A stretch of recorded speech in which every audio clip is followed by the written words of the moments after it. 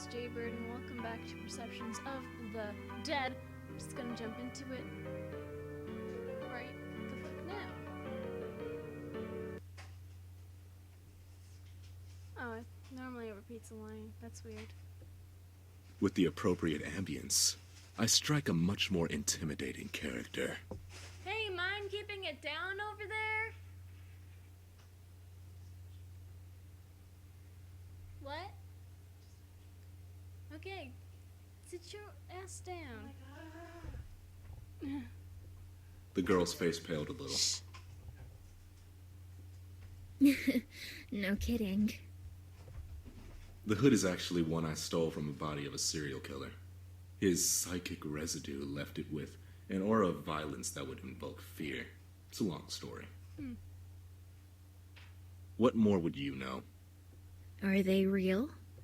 Yes, but they're so rare, you will never encounter one in your entire life.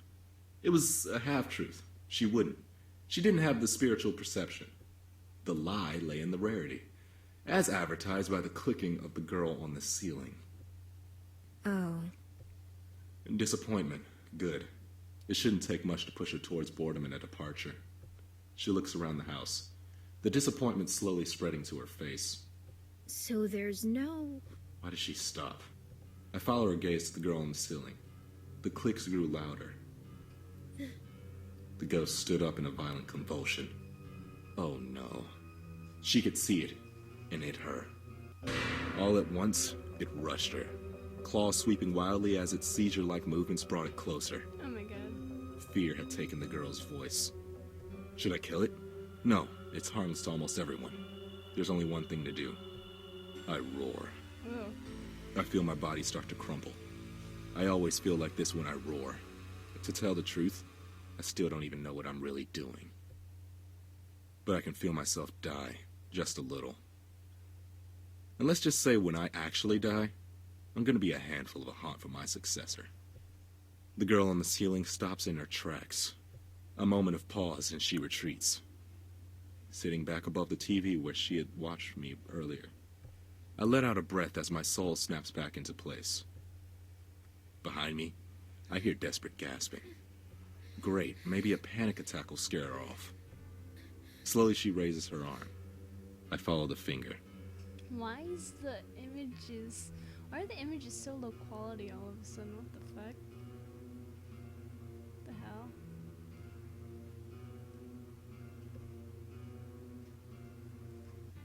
No, it's nothing having to do with the... What? It's not pointing at the girl on the roof. There's someone out there. I turn to the glazed glass door. Pressed flush against the glass is a face without features and hands with fingers too long. Oh no. For the first time in years, I felt my blood run cold. No. Oh no. What's wrong? Her voice is still panicked. Scream again! Make it go away! I try to speak, but my voice catches in my throat as its hand glides smoothly to the doorknob, and the handle begins to turn. I lunge to turn the deadbolt. What's wrong? What is it? Why can't I speak? Scream again! The handle stops rattling. The form steps away from the door, fading into obscurity of the frosted glass. No. No, what? She was in shock. It was a defense mechanism. I wish I could easily overcome my fear with it. We need to figure out a way to escape. I had grown complacent. Even the most violent specter I had encountered as of late had never actually threatened my life. Why? Can't you deal with it? Why are you scared of it and not the woman with bladed hands? That's the thing outside. I call it a slender. Oh, Slender Man. I don't know what it is. I don't know if there's more than one even. Slender? You call it a slender? Like Slender Man?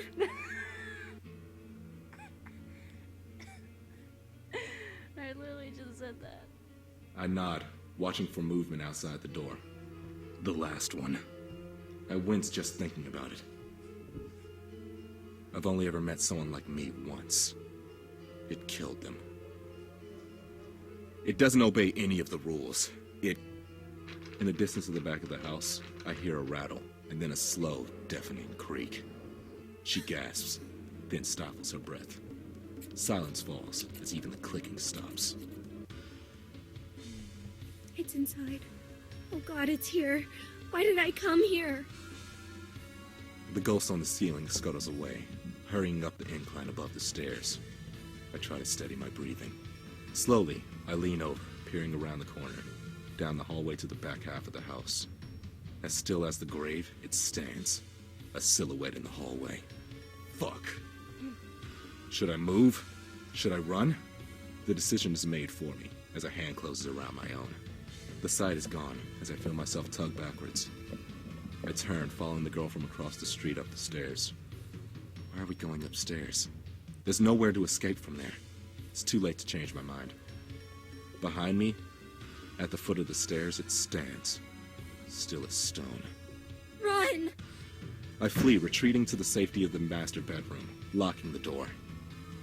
What was I thinking? I should have just kept running. Why did I stop? Why did I think you would be different than anyone else? What? I thought you were strong.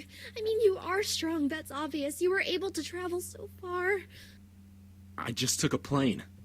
Jesus, you're that strong? You can keep up that level of manifestation long enough to fly on a plane? What? I mean, I can appear within 10 miles of where I died, compared to the boy that those creatures devoured. What are you talking about? I've never met a ghost as strong as you. I'm not dead. Abruptly, she stops in her tracks. Are you kidding? How can you be so strong and not realize you're dead? I'm not dead. Look, it doesn't matter what you think, because in a moment that thing is going to come in here. She grimaced, holding back tears. It's going to come in here and kill me again. I'm not ready for that. Dying once was bad enough. What happens if you double die? Is that it? Or is there another level of ghost here? Chris? Yeah. What happens if you double die? Well, it's canonically, according to the Morella outcome from the ancient Egyptians. It's like a reverse card. So you come back to life. Oh, okay. Yeah. For a moment, the veneer fades and I see her, Okay. bloodied and That's all I bruised. needed. Oh, okay. She looked like she had been hit by a truck. You're a ghost? Splinters hit my shoulder. I wheel around, finding my blade in motion as fluid as only practice can provide. The creature fills the doorway, like a tombstone, and then it moves. Like oil sliding across a hot pan, the creature sidesteps me, ignoring me as if I were nothing more than a piece of furniture. It approaches the girl, and I hear her scream. I scream, reality becomes a blur, and I bring around my blade. Aim for the leg. Oh no, aim for the head, aim for the leg, aim for the head, aim for the leg, aim for the head, aim for the leg.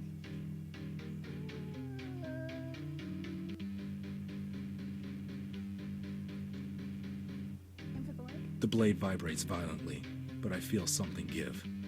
I feel it before I hear it. A scream like my own. I watch in confusion and horror as a seam tears open across its face. Then, I watch it tear apart, unhinging its jaw. It steps forward.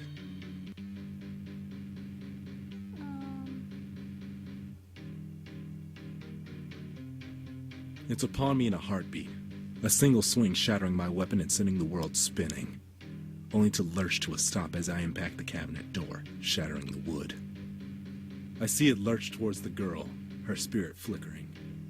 No! No. What? Not again! Oh no. I hear clicking and turn towards the corner of the closet. Miss Scissors had apparently found a place to hide. I hear a scream from outside the closet. Instinct guides my hand.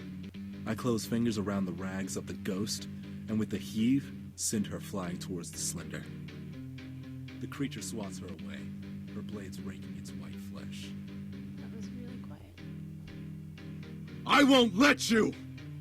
The creature turns slowly, looking around as though confused. I step toward it, and each of my footsteps seems to burn the ground. The creature steps back, still silent as the grave. I'm lost in what I'm doing. I reach out and simply touch the creature. Waves of light and color wash over the creature, pulse by pulse. The creature's color slowly shifts to match the world around it.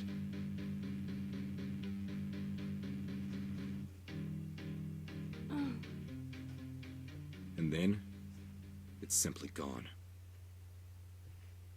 My breathing steadies, and the color fades. Eventually, the world turns pale, normalcy descending. Oh my god. Well, that's a perfect time to leave off this episode. So that being said, if you guys enjoyed this, would like to see more of this game, then leave a like down below, leave a comment down below, share it with your friends, subscribe if you haven't, ring that notification bell, and remember, die safely. Bye-bye!